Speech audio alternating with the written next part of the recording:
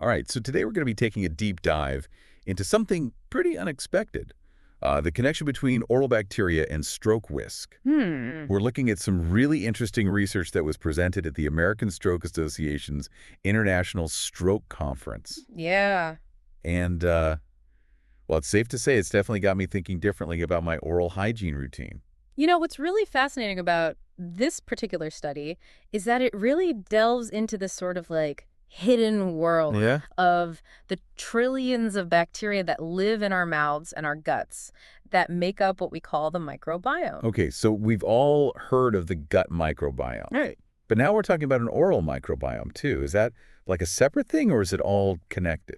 Well, they're definitely interconnected, Right. but they also have their own unique compositions and functions, you know? Yeah. Think of it like different neighborhoods in a city. They're all part of the same city, but each one has its own distinct character. I like that analogy. Yeah, and so this study found that an imbalance in the oral microbiome, specifically an overabundance of a bacteria called Streptococcus anginosus, was significantly linked to a greater risk of stroke. Why, Streptococcus anginosus, isn't that the bacteria that causes strep throat? Well, Streptococcus is actually a genus of bacteria, Okay. and there are many different species within that genus. Some Streptococcus species are indeed associated with strep throat, Uh-huh. but Streptococcus anginosus is a different species. It's commonly found in the mouth and the GI tract, Okay. and it's actually known to contribute to things like tooth decay. Interesting. So is the idea here that this bacteria is somehow traveling from the mouth to the brain and causing a stroke?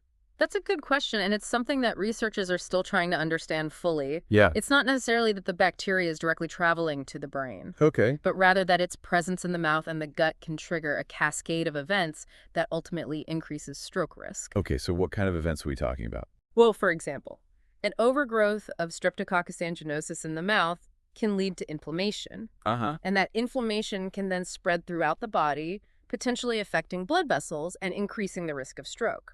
So it's like this domino effect starting in the mouth? Exactly. And what's really striking is that the study found that the presence of Streptococcus anginosus in the gut was independently associated with a 20% higher chance of stroke. Whoa. Okay, so even after considering other risk factors like high blood pressure or smoking, this specific bacteria was still linked to an increased risk of stroke. Precisely. That's pretty significant. It is, and it suggests that there's something more going on here than just coincidence. Yeah, this is really making me rethink my whole approach to oral health. And you know, it's not all doom and gloom. Oh, good. The study also found that the presence of certain beneficial bacteria in the gut was linked to a reduced stroke risk. So it's like a balancing act. Exactly. It's all about maintaining a healthy balance of bacteria in our microbiome. Which I'm guessing is easier said than done. It can be, but there are things we can do to help tip the scales in favor of the good bacteria. Like what? Spill the beans. Well, for starters, brushing and flossing regularly are essential. Okay, I'm already doing that. Great, but it's not just about brushing and flossing. Diet plays a huge role, too. Oh boy, here we go. What we eat literally feeds the bacteria in our mouths. So cutting back on sugary drinks and processed foods and adding more fruits, vegetables, and whole grains to our diet can make a big difference. So I guess that means I should swap out my afternoon soda for a piece of fruit. That's a great idea. Okay, I'm willing to give it a try if it means reducing my risk of stroke. And you know, it's not just about individual choices. Mm-hmm. This study focused on a Japanese population. Right. And while the overall message about the connection between oral health and stroke risk is likely universal, the specific bacterial players involved might differ across populations. So what you're saying is that lifestyle and diet can significantly influence the types of bacteria that thrive in our bodies. Exactly. Okay, so there's still a lot we don't know, Yeah. but this research is definitely a step in the right direction. Absolutely. It opens up a whole new avenue for exploring the link between oral health and stroke risk. And I'm excited to see what future studies reveal. Me too. I have a feeling this is just the tip of the iceberg when it comes to understanding the complex world of the microbiome and its impact on our health. I agree. This research highlights just how interconnected our bodies truly are. And it emphasizes the importance of taking a holistic approach to our health. Couldn't have said it better myself. So before we went to a break, we were talking about some pretty groundbreaking research linking oral bacteria and stroke risk. Yeah, and it's really got me thinking, what does all this mean for our listeners? Wow. Like, should we all be running to the dentist right now to get checked out? I mean, it definitely underscores the importance of good oral hygiene. Right. But there's no need to panic. Okay. Brushing twice a day, flossing regularly, and seeing your dentist for regular checkups. Yeah. Those are all important steps. Mm-hmm. Okay, so those are all things we should be doing anyway?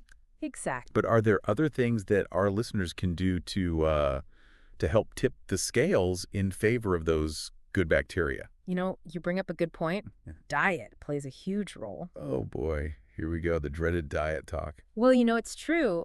What we eat literally feeds the bacteria in our mouths. Okay. So cutting back on those sugary drinks, Hmm. processed snacks is a great place to start. So you're telling me that swapping out my afternoon soda for a glass of water could actually make a difference in my oral microbiome? Absolutely. Interesting. Think about adding more Okay. fruits, vegetables, and whole grains to your plate. Okay. It's all about creating an environment in your mouth that favors those beneficial bacteria. So it's like we're gardeners, but for our mouths. Exactly. I like that. Tend to your oral garden. Yeah, exactly. Okay, but what about things like yogurt or kimchi? I've heard those are good for your gut health. Yeah. But could they also benefit the oral microbiome? That's an interesting question. Yeah.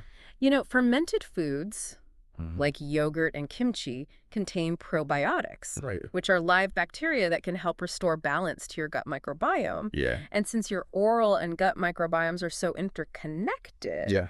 it's possible that those probiotics could have a positive ripple effect. So enjoying a bowl of yogurt with berries in the morning or some kimchi with my dinner could actually be doing my mouth a favor. Potentially. Wow. Okay. Food for thought, literally. It's always a good idea to check with your healthcare provider before making any major dietary changes. Good point. Oh. So it's amazing how something as simple as choosing what we eat can have such a profound impact on our health. Right. Like all the way down to the microscopic level. It really highlights the interconnectedness of our bodies, doesn't it? Yeah, it really does. And, this research showing this connection between oral bacteria and stroke risk, it makes me wonder what other surprises might be out there. Could our oral microbiome be linked to other health conditions too?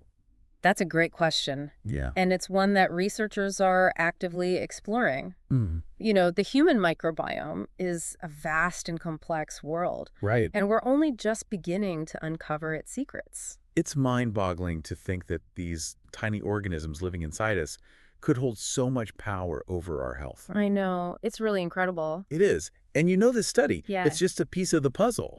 But it really emphasizes the importance of continued research in this field. Absolutely. Yeah. But for now, I think the key takeaway for our listeners is that taking care of our oral health isn't just about aesthetics. Yeah. It's a crucial part of overall well-being. Couldn't agree more. Yeah. And it's never too late to start making those healthy choices that support a balanced and thriving microbiome. Well said.